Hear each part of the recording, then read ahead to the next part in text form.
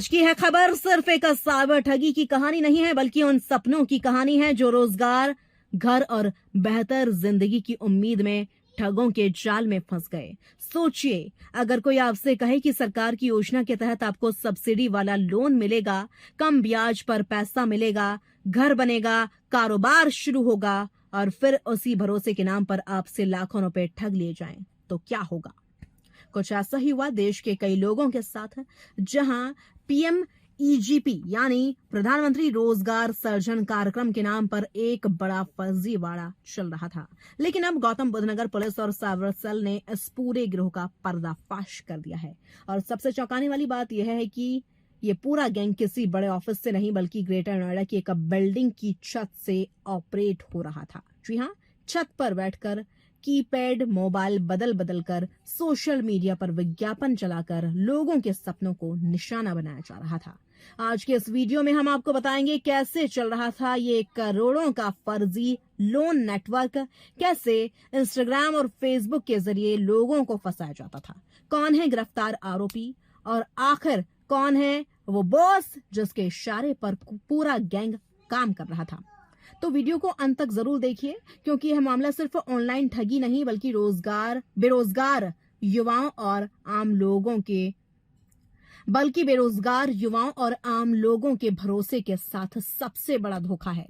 पूरा मामला गौतम बुद्ध नगर के थाना बसरख क्षेत्र का है। दिनांक 13 मई 2026 को थाना बसरख पुलिस और साइबर सेल टीम ने संयुक्त कार्रवाई करते हुए एक बड़े साइबर फ्रॉड गैंग का खुलासा किया। मैनुअल इंटेलिजेंस और गोपनीय सूचना के आधार पर पुलिस ने Krishna county tower A sector 1 की छत पर छापा मारा और वहां जो मिला उसने पुलिस को भी हैरान कर दिया। पुलिस ने मौके से 6 आरोपियों को गिरफ्तार किया। इनके पास से बरामद हुए 18 कीपैड मोबाइल फोन, 6 स्मार्टफोन और 15 रजिस्टर, जिनमें कॉलिंग डाटा और लोगों की डिटेल दर्ज थी। अब जरा सोचिए, आज के हाईटेक दौर में ये लोग स्मार्ट सिस्टम छोड़कर कीपैड फोन क्यों इस्तेमाल कर रहे हैं? क्योंकि इनका पूरा खेल ही पुलिस से बचने के लिए तैयार किया गया था। पुलिस पूछताछ में आरोपियों ने जो खुलासा किया वो बेहद चौंकाने वाला है।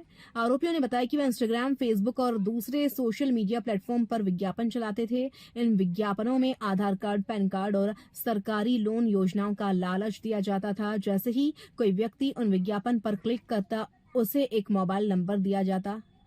इसके बाद शुरू होता था असली खेल।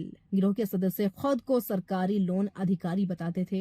वे लोगों को भरोसा दिलाते थे कि पीएमईजीपी योजना के तहत उन्हें सब्सिडी वाला होम लोन या बिजनेस लोन मिल जाएगा। और फिर शुरू होता था पैसों का खेल।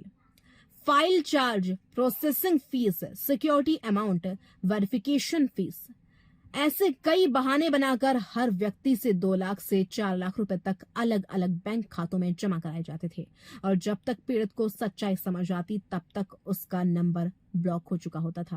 पुलिस के मुताबिक यह कोई छोटा मोटा गिरोह नहीं था। शुरुआती जांच में करोड़ों रुपए की ठगी की आशंका जताई जा रही है। सबसे दिलचस्प बात यह है कि गिरफ्तार आरोपी खुद किसी बड़े मास्टरमाइंड की तरफ इशारा कर रहे हैं।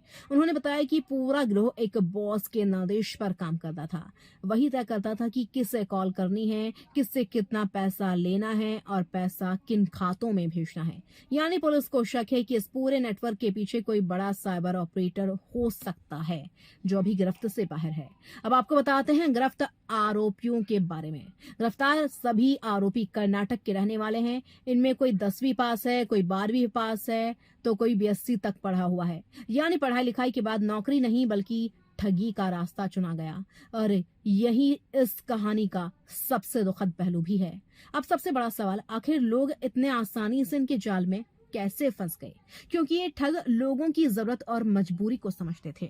जब कोई बेरोजगार युवक बिजनेस शुरू करना चाहता है, जब कोई परिवार घर बनाना चाहता है और जब कोई सरकारी योजना का नाम सुनता है, तो भरोसा करना आसान हो जाता है। ठग इसी भरोसे को हथियार बना लेते हैं। पुलिस ने इस मामले में थाना बसरख में मुकदमा दर्ज किया है। मुकदमा संख्या 304/2026 के तहत धारा 319(2), 318(4) बीएनएस और 66 DIT एक्ट में कार्रवाई की गई है। अब आपको सुनाते हैं उक्त के संबंध में डीसीपी सेंट्रल नोएडा श्री शैलेंद्र कुमार सिंह ने क्या कहा। बसरख थाना पुलिस ने एक गैंग का बस्ट आउट किया है। किस तरीके से काम कर रहा था और लोगों के साथ कैसे ठगी कर रहा था। थाना बिसरख और साइबर टीम की पुलिस के संयुक्त प्रयास से और उन्होंने काफी अथक परिश्रम करके एक अंतर्राज्यीय साइबर ठगी स्कैम के द्वारा करने वाले गिरोह का पर्दाफाश किया है और इसमें कुल मिलाकर 6 अभियुक्त जो कर्नाटक के रहने वाले हैं गिरफ्तार किए गए हैं और उनके कब्जे से इस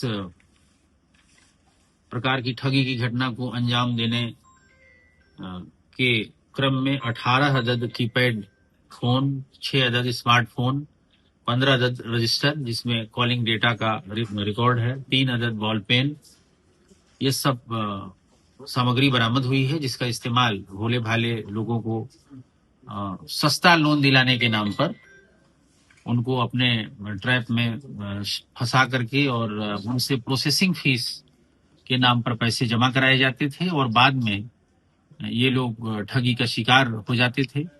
पीएम की किस स्कीम के तहत ये लोग ठगी करते थे, लोगों को क्या बताते थे?